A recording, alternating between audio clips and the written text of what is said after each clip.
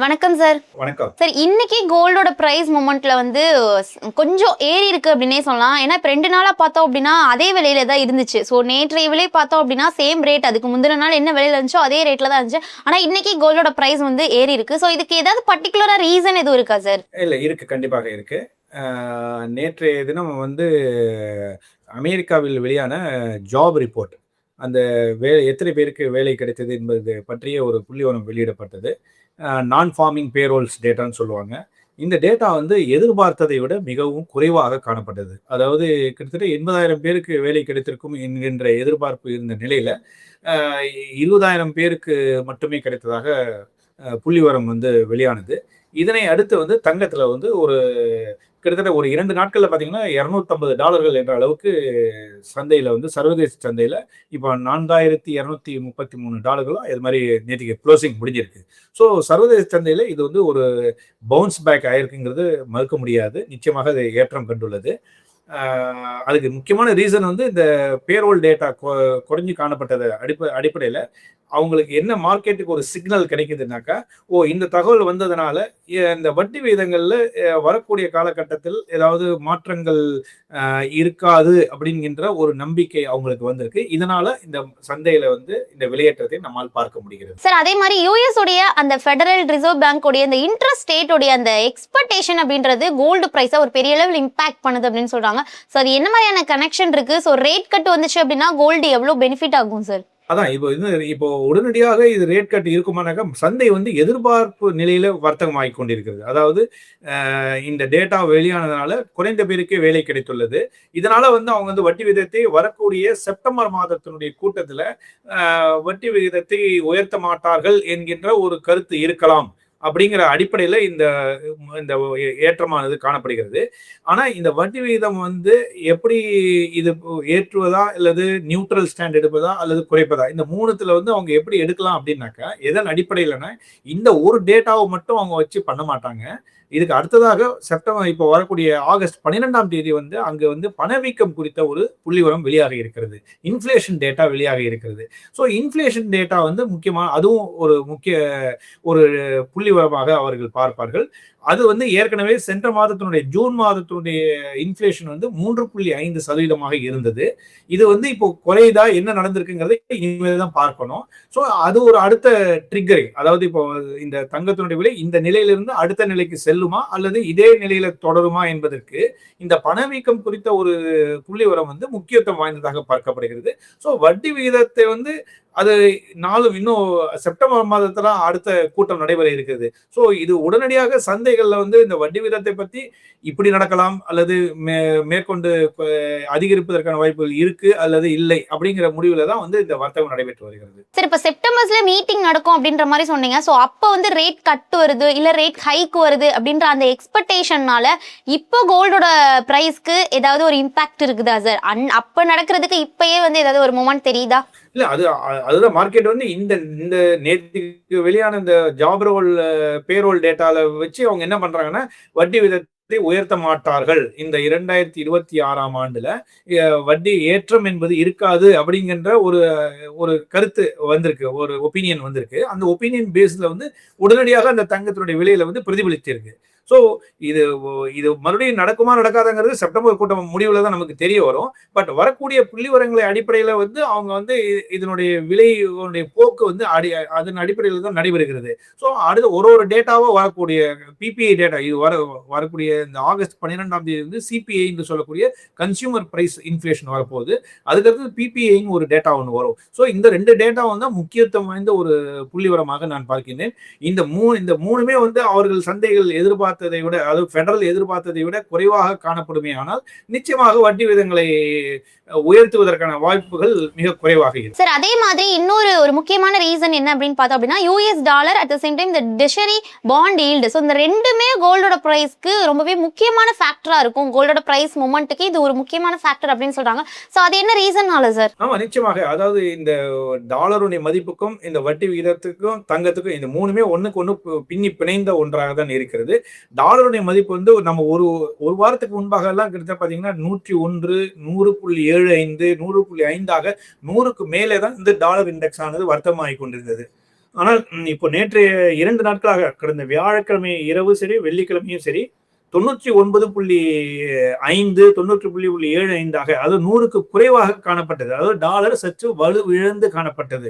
இதுவும் ஒரு தங்கத்துக்கு ஒரு சாதகமான ஒரு செய்தியாக பார்க்கப்பட்டது. இதன் அடிப்படையிலும் சரி, இந்த பாண்டினுடைய 10 இயர் கடன் பத்திரங்கள் மீதான வட்டி விகிதங்கள்லையும் அதனுடைய போக்கு இது எல்லாமே வந்து இந்த தங்கத்தினுடைய விலை ஏற்றத்துக்கு முக்கிய காரணமாக இருந்தது. சார் இப்போ நீங்க சொன்ன மாதிரி இந்த யூஎஸ் ஜாப்போட டேட்டா இன்னைக்கு கோல்டோட பிரைஸ் மூமெண்ட்டுக்கு யூஎஸ் ஜாப் டேட்டா அப்படின்ற மாதிரி சொன்னீங்க. ஸோ இந்த யூஎஸ் ஜாப் டேட்டாவாக இருக்கட்டும், இன்ஃப்ளேஷன் டேட்டாவாக இருக்கட்டும், ஸோ இது எல்லாம் சேர்ந்து நெக்ஸ்ட் கோல்டோட பிரைஸ்க்கு டைரக்ஷனாக இது இம்பாக்ட் வந்து கிரியேட் பண்ணுமா சார்? அதான் இப்பவே வந்து இந்த டேட்டா வந்து இது மேல் நோக்கி நகர்வதற்கான ஒரு $200 $250 கிட்டத்தட்ட 4000 தான் இருந்தது. 4000 4020 தான் இருந்தது. உடனடியாக இந்த ஜாப் பேரோல் டேட்டா வெளியானதை அடுத்து உடனடியாக மார்க்கெட்ல இம்மீடியட் ரியாக்ஷன் கொடுத்தாச்சு. பட் இதுக்கு அடுத்த டேட்டா நம்ம வரக்கூடிய இந்த சொன்ன இல்லையா, அந்த வரக்கூடிய 12ஆம் தேதி வரக்கூடிய டேட்டா அதுல இருந்து எப்படி நகருது, இது அதுக்கு அந்த டேட்டாவும் அந்த மார்க்கெட் தங்கத்துக்கு ஃபேவரபிளா இருந்ததுன்னா நிச்சயமாக இன்னொரு $200 அதிகரிப்பதற்கான வாய்ப்புகள் இருக்கின்றன.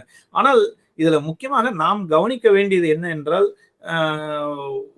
இந்த மாதிரியான ஒரு பவுன்ஸ் பேக் வரும்போது செல்லிங் ப்ரெஷர் வருவதற்கான வாய்ப்புகள் நிறைய இருக்கின்றன. அதாவது ஒரு கீழ் நோக்கி நடந்து கிட்டத்தட்ட இந்த ஆண்டுல வந்து 20-30% இறங்கி இப்போ வந்து 24% உச்ச விலையிலிருந்து குறைந்து வர்த்தகம் ஆகி கொண்டிருக்கிறது. இந்த மாதிரி ஒரு பவுன்ஸ் பேக் ஆகும்போது ஏற்கனவே இந்த மாதிரியான ஒரு அதிகபட்ச விலையில வாங்கியிருக்கவங்க எல்லாம் வந்து இது ஒரு சான்ஸ் ஆப்பர்ச்சுனிட்டி டு செல் அப்படிங்கிற அடிப்படையில சர்வதேச அளவில் நான் சொல்ல வருது, அங்க வந்து ஒரு செல்லிங் ப்ரெஷரும் வருங்கிறது நம்ம வந்து மறுக்க முடியாத ஒன்று இருக்கும். ஏன்னா இதையும் கவனத்துல கொள்ள வேண்டியது முக்கியமாக இந்த என்னதான் நம்ம சொன்னா கூட இந்த ப்ராஃபிட் புக்கிங் வருது. ஏன்னா ஏற்கனவே $4500 $4600 வாங்கி இருக்கிறவங்க இப்போ ஒரு ஆப்பர்ச்சுனிட்டி வருது, இதை நம்ம இதுல இருந்து எக்ஸிட் ஆகலாம்னு நினைக்கிறவங்களும் விற்க வருவாங்க. ஸோ இந்த புள்ளிவிவரம் வந்து எந்த திசையில செல்ல போகிறது, எப்படிப்பட்ட டேட்டா வரப்போகுதுங்கிறத பொறுத்து தான் வந்து தங்கத்தினுடைய விலை வந்து நிர்ணயமாகும். பட் இப்போ இருக்கிற கண்டிஷன்ல வந்து இந்த இறங்கும் ஏற்கனவே நான் வந்து $3500 வரைக்கும் வரும் நான் ஏற்கனவே குறிப்பிட்டு இருந்தேன் இந்த நிகழ்ச்சியில. அப்போ இப்போ அந்த 3500 உடனடியாக தொடுவதற்கான வாய்ப்புகள் மிக குறைவாக இருக்கிறது. அதாவது ஏன்னா இந்த ஒரு டேட்டா இதுக்கு ஒரு சப்போர்ட்டிங் பாயிண்ட் $4000 ஒட்டி வர்த்தகம் நடைபெறுவதற்கான ஒரு சாதகமான செய்தி வந்து தங்கத்துக்கு வந்துவிட்டது. ஸோ அது உடனடியாக இந்த 3500 நோக்கி நகர்வதற்கான வாய்ப்புகள் மிக மிக குறைவு. அதே சமயத்தில் ஒருவேளை இப்போ வரக்கூடிய இந்த பணவீக்க குறியீடு சற்று அதிகமாக இருக்கும் பட்சத்தில், ஏன்னா ஜூன் மாதத்துல 3.5 இருந்தது, இப்போ ஜூலை மாதத்துல இது 3.5 அல்லது 3% அல்லது 3.7 எப்படி மேல அதிகரித்து காணப்படுகிறதா அல்லது குறைந்து காணப்படுகிறதா என்கின்ற இந்த பணவீக்கத்தினுடைய குறியீடு இந்த இந்த ஏற்றமானது இப்போ தற்போது ஒரு $250 நம்ம ஏற்றத்தை பார்த்திருக்கிறோம் இல்லையா, இது சஸ்டைன் ஆகிறதுக்கு அந்த டேட்டா வந்து நிச்சயமாக துணை புரியும். அந்த டேட்டா வந்து குறைந்து இருந்ததுனாக்கா தங்கம் வந்து அடுத்த கட்டத்தை நோக்கி நகரும். அல்லது ஒருவேளை இந்த பணவீக்கம் குறியீடானது அதிகரித்து காணப்பட்டாலோ அல்லது அதே 3.5 காணப்பட்டாலோ தங்கத்தில் வந்து பெரிய ஏற்றத்தை நம்ம பார்க்க முடியாது. சரி, இப்போ இருக்க கோல்டோட மூமெண்ட், கோல்டோட சினாரியோ பார்த்தோம் அப்படின்னா கோல்டோட பிரைஸ் வந்து கொஞ்சம் இன்க்ரீஸ் ஆன ஒரு சிச்சுவேஷன்ல இப்போ கோல்டு பொறுத்தவரையும் இன்வெஸ்ட்மெண்ட் மைண்ட்ல இருக்கிறவங்க இன்வெஸ்டர்ஸ் வந்து அவங்க கோல்டு வாங்கலாமா இல்ல கரெக்ஷன் வர்றதுக்காக இன்னும் கொஞ்ச நாள் வெயிட் பண்ணா கரெக்டா இருக்குமா சார்? இல்ல, அதுதான் நம்ம வந்து இதையும் நம்ம நிறைய சொல்லியிருக்கோம். சிறு முதலீட்டாளர்கள் வந்து எப்போதெல்லாம் இந்த போன இறக்கத்துல இருக்கும்போது ரொம்ப நாளாவே இந்த கிட்டத்தட்ட இந்த ஒரு மாத காலமாகவே இந்த இந்திய விலையில பார்க்கும்போது 22 கேரட் தங்கம் வந்து 13,100 13,200 இந்த ரேஞ்சில் இருந்து ரொம்ப நாளா ஒரு மாசமாக வர்த்தமாகி கொண்டிருக்கிறது. அந்த பாட்டம் பிரைஸ்ல இருந்தது. அந்த ரேட்லயே நம்ம வாங்கியிருக்கலாம், நம்ம வாங்க வேண்டிய அவசியம் இருந்தது. பட் இதே விலையில தான் இருக்குமா, இதுக்கு மேல் நோக்கி நகருமானாக்கா நம்ம வந்து தவணை முறையில் வாங்குவது சாலச் சிறந்தது. அதாவது தவணை முறையில் நான் சொல்ல வருது வந்து ஒரு இறக்கத்திலையும் நம்ம வந்து பங்கெடுக்க வேண்டும். ஏன்னா நம்ம ஏற்கனவே சொன்னோம் தெரியாம, இந்த ஒருவேளை நான் வந்து எதிர்பார்த்துட்டு நான் என்னுடைய இறக்கம் வந்து நான் வந்து $11,000 வரைக்கும் இந்த தங்கத்தினுடைய விலை வருவதற்கான வாய்ப்புகள் இருப்பதாக நான் நீண்ட கால அடிப்படையில் இன்னொரு அடுத்த 6 மாத காலமோ அல்லது 1 வருட காலத்துல வந்து இந்த விலை வந்து குறைவதற்கான வாய்ப்புகள் நிறைய இருக்கின்றன என்று நான் பார்க்கின்றேன். பட் அந்த விலை வருவதற்கு முன்பாகவே இது ஒரு ஏற்றம் இப்பொழுது நடைபெற்று உள்ளது. ஸோ இப்போ நம்ம வந்து அந்த 13,000 வாங்கி விட்டவங்கலாம் இப்போ வந்து 13,500 போய் வாங்கணுமே அப்படிங்கிற ஒரு எண்ணம் வரும். அதனால 13,500 வாங்குங்க, 13,000 வாங்குங்க. ஒரு இறக்கத்துல ஒருவேளை 12,700 வந்ததுனாக்கா அப்பவும் நீங்க வாங்கணும். ஸோ நீங்க உங்களுடைய மொத்த இன்வெஸ்ட்மெண்ட் அமௌண்ட் 1 லட்சம் ரூபாய் இருக்கிறது என்றால் அதை 4 அல்லது 5 பாகமாக பிரித்து கொண்டு ஒரு விலையில வரும்போது நம்ம வந்து அதுல பங்கெடுத்து கொண்டமே இருந்தால், ஏற்கனவே நான் சொன்ன மாதிரி பர்ச்சேஸ் மார்க்கெட் பிரைஸ்க்கும் நம்முடைய வாங்கலுடைய பர்ச்சேஸ் பிரைஸுக்கும் மார்க்கெட் பிரைஸ்க்கும் ஓரளவுக்கு நெருக்கமான ஒரு அருகாமையில் இருக்கின்ற ஒரு விலையில இருக்கக்கூடிய அளவுல நம்முடைய பர்ச்சேசிங் பிரைஸ் நெட் பாட் பிரைஸ்ங்கிறது நம்ம சொல்றோம் இல்லையா, நம்முடைய ஓவராலா நம்முடைய தங்கத்தினுடைய இன்வெஸ்ட்மெண்ட் பிரைஸ் வந்து மார்க்கெட் விலையை ஒட்டி இருக்கணும்னாக்கா ஒரே நேரத்துல முதலீடு செய்யாமல் தவணை முறையில் முதலீடு செய்வது நிச்சயமாக உகந்ததாக இருக்கும். சார் நெக்ஸ்ட் 3 to 6 மந்த்ஸ்ல நம்ம பார்த்தோம் அப்படின்னா கோல்டோடைய ஓவராலா அவுட்லுக் எப்படி இருக்கும் நீங்க நினைக்கிறீங்க sir? At the same time எந்த மாதிரியான முக்கியமான ஃபேக்டர்ஸ்லாம் வந்து இன்வெஸ்டர்ஸ் கண்டினியூஸா வாட்ச் பண்ணணும்? நிச்சயமாக இது நம்ம ஏற்கனவே வந்து அமெரிக்காவினுடைய இந்த பணவீக்க குறியீடு அல்லது அடுத்தடுத்த மாதங்களில் வரக்கூடிய ஜாப் பேரோல் டேட்டாஸ் இதெல்லாத்தையும் நம்ம வந்து நிச்சயமாக கவனிக்கணும். டாலருடைய மதிப்பு, டாலர் இண்டெக்ஸ்னு சொல்றோம் இல்லையா, இந்த டாலர் இண்டெக்ஸ் வந்து 99 கிட்ட வருதா இல்லாட்டி 100 101 கிட்ட போகுதாங்கிறத பார்க்கணும். ரெண்டாவது கச்சா எண்ணெய் வந்து மீண்டும் வந்து நேற்றைய வர்த்தகத்தில் பார்க்கும்பொழுது கிட்டத்தட்ட $80 அந்த போன வாரத்தினுடைய துவக்கத்தில் பார்த்தீங்கன்னா $79 வர்த்தகமானது பிரெண்ட் க்ரூடு. ஆனால் இன்னைக்கு நேற்றுக்கு ஃப்ரைடே க்ளோசிங் பார்த்தீங்கன்னாக்கா $83 க்ளோஸ் ஆயிருக்கு. திரும்பவும் வந்து இந்த ஸ்ட்ரெய்ட் ஆஃப் ஹார்மோஸினுடைய இஷ்யூஸ் இருக்கு இல்லையா, இந்த எண்ணெய் போக்குவரத்தில் வரக்கூடிய தடங்கல்கள், அங்கே ஒரு அச்சம் காரணமாக ஒரு நார்மலான ஒரு சிச்சுவேஷன் இன்னும் திரும்பாமல் இருப்பது வந்து கச்சா எண்ணெயுடைய விலை அதிகரிக்கும் போதெல்லாம் இந்த தங்கத்தினுடைய விலைக்கு வந்து ஒரு நெகட்டிவ் செய்தியாக பார்க்கப்படுகிறது. ஸோ இந்த ஸ்ட்ரெய்ட் ஆஃப் ஹார்மோஸுடைய இஷ்யூ வந்து முழுவதுமாக நீங்கும் பட்சத்தில் தங்கத்தினுடைய விலை நிச்சயமாக மேலே ஏறுவதற்கான வாய்ப்புகள் இருக்கு. இதை தவிர நான் இன்னொன்று என்ன பார்க்கிறேன் என்றால், சர்வதேச அளவில் ஒரு சில நிகழ்வுகள் வந்து சைனா வந்து தொடர்ந்து வாங்கிட்டு இருக்காங்கன்னு சொல்லியிருக்கேன். அதே சமயத்தில் ரஷ்யா வந்து தங்கத்தை வந்து இந்த முதல் 6 மாத காலத்துல பார்க்கும்போது கிட்டத்தட்ட 44 டன்கள் என்ற அளவுக்கு அவங்க வந்து செல்லிங் பண்ணியிருக்காங்க, விற்று இருக்கிறார்கள்.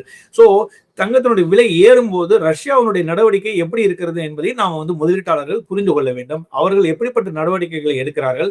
ஏன்னா விலை ஏறும்போது அவங்க மறுபடியும் ஏற்கனவே போன தடவை விலை அதிகரிக்கும் போது அவங்க $5000 இருக்கும்போது ரஷ்யா வந்து பெரிய அளவுக்கு விட்டுறாங்க. இப்போ போன இந்த 6 மாசத்துலையும் இந்த கடந்த ஜூன் மாதத்திலையும் சரி ஜூலை மாதத்திலையும் அவர்கள் வந்து தங்கத்தை விற்று இருக்கிறார்கள். ஸோ மேலே ஏறும்போது ரஷ்யா வந்து தன்னுடைய கையில் இருக்கக்கூடிய தங்கத்தை விற்பதற்கான சாத்தியக்கூறுகள் நிறைய இருக்கின்றன. ஸோ அங்க ஒரு ரெசிஸ்டன்ஸ் வருவதற்கான வாய்ப்புகள் இருக்கு. சோ இந்த மாதிரி சைனாவுடைய பங்கெடுப்பு தங்கத்தின் மீதான முதலீடுகளை நாம் கவனிக்க வேண்டும். ரஷ்யா விற்கிறார்களா அல்லது எப்படிப்பட்ட ஸ்டாண்ட் அவங்க எடுக்கிறாங்க? ஏன்னா அவங்களுடைய பொருளாதாரம் வந்து மிகப்பெரிய அளவுல நலிந்து காணப்படுகிறது. அவங்களுடைய மிலிட்டரி எக்ஸ்பென்சஸ் மீட் பண்றதுக்காக அவங்க வந்து தங்கத்தை விற்கக்கூடிய சூழ்நிலை ஏற்பட்டுள்ளது. ஸோ அது கவனிக்க வேண்டியது இருக்கு. அதை தவிர நம்ம வந்து அமெரிக்காவுடைய டேட்டாஸ், அங்கிருந்து வரக்கூடிய பொருளாதாரம் சார்ந்த புள்ளி விவரங்கள், இவை எல்லாத்தையும் நம்ம வந்து உள்வாங்கி கொண்டுதான் நம்முடைய இந்த தங்கத்தினுடைய விலைப்போக்கு இருப்பது என்பதை நாம் உணர வேண்டும். அதே சமயத்துல ஒரு இந்த மேல் நோக்கி நகர்வதற்கான வாய்ப்புகள் மிக குறைவாகத்தான் நான் பார்க்கின்றேன். இது ஒரு டெம்பரரி ரேலியாக நான் பார்க்கின்றேன். Thank you sir. Thank you very much. மேலும் ஈடி தமிழ் சேனல்ல வரப்போகும் பிசினஸ் மற்றும் அது ரிலேட்டடான வீடியோவை பார்க்க உடனே கீழே இருக்க சப்ஸ்கிரைப் பட்டனை கிளிக் பண்ணுங்க.